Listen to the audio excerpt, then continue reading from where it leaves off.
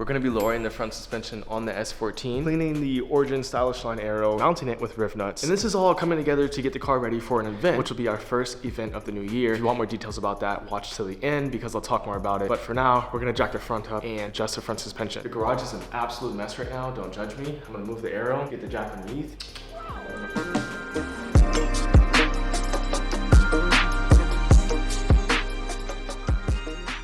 Currently, we are monster trucking, which, let me see if I can make you guys notice how high we are a little better. The fronts were raised 1.5 inches and the backs were raised 1 inch, which the back looks beautiful. I love the height in the back. The reason I did this was so I can adjust some of the dampening, and in turn, we'll get some faster rebound, maybe some faster transitions. This is all just trying to set the car up to my feel. I almost forgot to take the front bumper off. I'll just do that right now because it's not fully mounted, and then we can get the jack under there.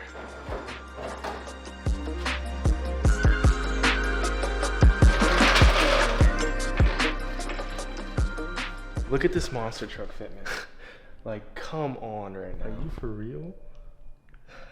Like I said, I can probably adjust these without taking the wheel off. I'll probably have to turn the wheel, but either way, that's so much easier than getting the gun out, making a bunch of noise. It's pretty late at night, so.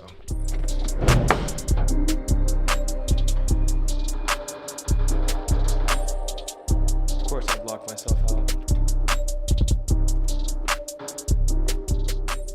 For anyone who's seen the drift videos, which if you haven't, I'll throw a playlist up, but if you have, this is how much angle I have. It is stock angle. I am on a stock knuckle. The car is fairly stock, so. I mean, stock angle is obviously good enough on these cars. You don't need an angle kit, you don't need knuckles, you don't need all that extra stuff. This is what you get. I don't know what the degrees are for this, but I will look it up and I'll put it on the screen somewhere so you can see how much degrees this has. Pretty good. Obviously, you're gonna get a little bit more when you're actually driving the car. It's doable. God, that wheel gap is insane. We have enough space. Let's pop this bottom collar loose. We're gonna pop this loose, go down 1/2 inch on both sides. It'll be a quick adjustment, so let's knock it out. Do you guys see how much space we have? Oh, that is sick. I'm gonna take you guys in there with me as well, so let's do it.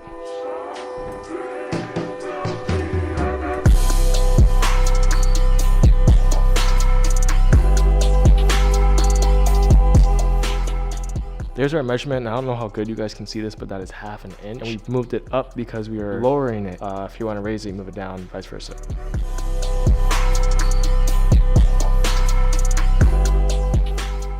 Sometimes you can get lucky and have the entire coilover spin from the spring if your preload is tight enough. That's obviously what I'm doing right now, because if you don't, you have to use the spanner wrenches and go one by one, and that kind of sucks. So I'll show you guys in a second here what that looks like when the entire thing spins, because your preload is quite tight. And the entire coilover is spinning because the preload, which is the tightness or compression of the spring, is tight enough where this spring is not moving by itself freely and it has enough tension or compression to move the entire coilover.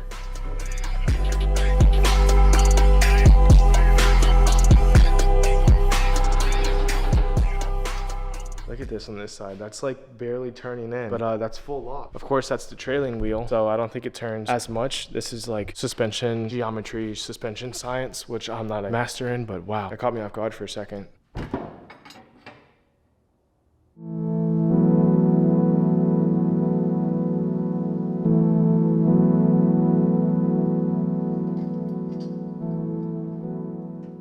Okay, we're done. That was actually very fast. Like I said, the fronts are so easy compared to the rear. Dropped 1/2 inch in the front. We're gonna drop it down and see if it makes any significant difference visually.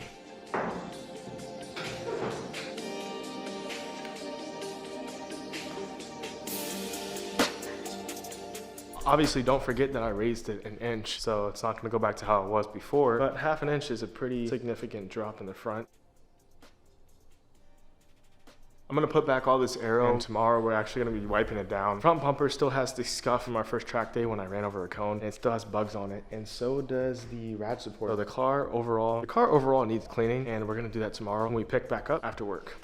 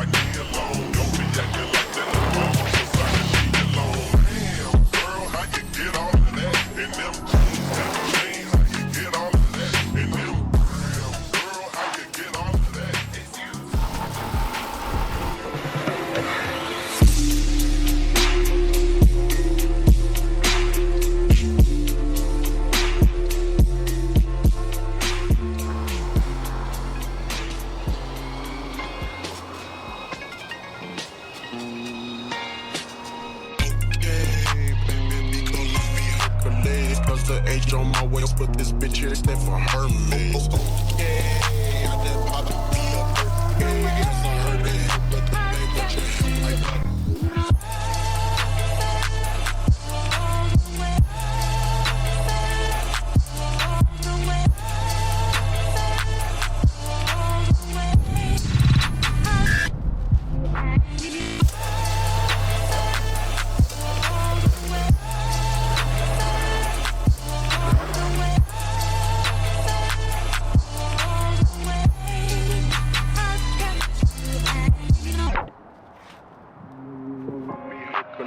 Cause the H on my way, but this bitch here stand for Hermes. Yeah, I done popped me up. Yeah, yes, I heard that, but the name what you like back.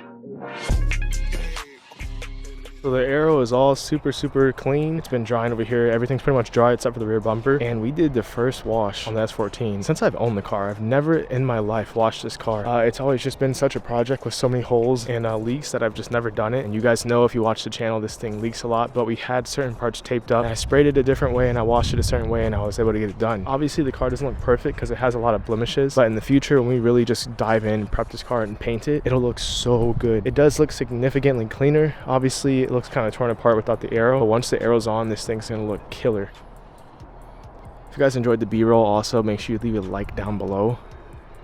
One more question, do you guys think it's time to add another decal to the car? We just have our team banner, which is exclusive. This is one of one. Obviously when I start my team and I have drivers, they're all gonna have that same banner, but right now it's kind of a prototype since it's only on my car. It's not anything official. Should we put our Bantu line decal on, which if you guys don't know what that is, I'll throw some clips in. You could check out the store, purchase it for yourself. Should we add Bantu line to the S14? Let me know what you guys think. In the meantime, I actually installed the rest of my aero back onto the car and I riv nutted the side skirts on. So 2 in the back, 1 in the front. I'll show you guys that right now. And that should be pretty sturdy. They should stay on. I don't hear crunching, opening and closing the doors on the passenger or driver's side now. Front bumper's back on, rear bumper's back on. As soon as the weather gets better, we have to start cracking down and getting this prepped for our next drift event, which is going to be January 7th at the firm. Adam LZ has driven his Evo there. I think he drove a Porsche there as well, but it is all the way 5 hours from us. And the gates open at 7:30 in the morning, which means we have to leave here at like 3 a.m. And that's also going to be the first event where we get to test out our new tow rig. I recently installed a stealth hitch on the BMW. Stealth hitch is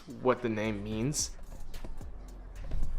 So you can't see the hitch. Now it's rated for 8,000 pounds, 800 tongue weight. It's overkill. It's overkill. So it'll be the first drift event that we trailer the S14 to. And that means we can push the car to its limit. We can push the car super hard and not have to worry about anything. It's just time to lock down and finish off the year strong, prepping to start off 2024 right at the firm. There's so much to do. It'll be in the next videos. If you enjoyed this video, leave a like. If you're not subscribed, make sure you go down below and subscribe. I'll see you guys in the next video. Thanks for watching. Bye.